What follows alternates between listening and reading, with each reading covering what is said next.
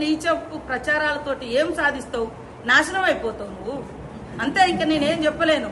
నాకు కుల బలము, ధన బలము, నా వెనుక అన్నదమ్ముల బలం ఏం లేదు. నా నియోజకవర్గ ప్రజల బలమే ఉంది. నా దేవుడు సమ్మక్క సార్లమ్మ దయ ఉంది.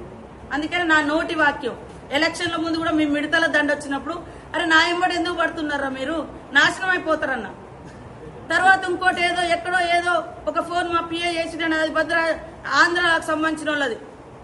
ఆంధ్ర గవర్నమెంట్, ఈ గవర్నమెంట్ టీఆర్ఎస్ ఉన్నప్పుడు అక్కడిక్కడ రాయబారాలు చేసిన ఆ లారీలో ఏదో మావాడు ఏదో ఫోన్ చేసిండని దాని మీద నన్ను మొత్తం ట్రోల్ చేస్తే ఆ రోజు దుఃఖంతో నేను అన్నా, నువ్వు నాశనం అయిపోతావని.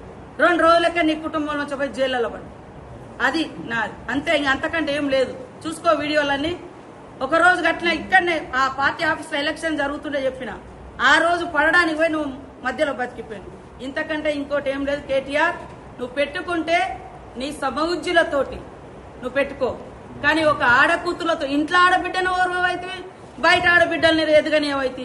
నిన్న మా సీఎం చెప్తున్నాడు, ఎస్ ఆడబిడ్డల రాజ్యాన్ని తీసుకురావడం కోసం నేను అవసరం 60 సీట్లు ఇస్తా, గెలిపిస్తా అంటున్నావు. నీ ఇంట్లో ఆడబిడ్డనే నువ్వు రకరకాల కుట్రలు కుతంత్రాలు చేసినావని బాధపడుతూ టీవీల ముందుకొచ్చి ఏడుస్తుంది. నా కన్నీళ్లతోటి నువ్వేం బాగుపడతావురా? నువ్వేం బాగుపడవు, నాశనం అయిపోతావు.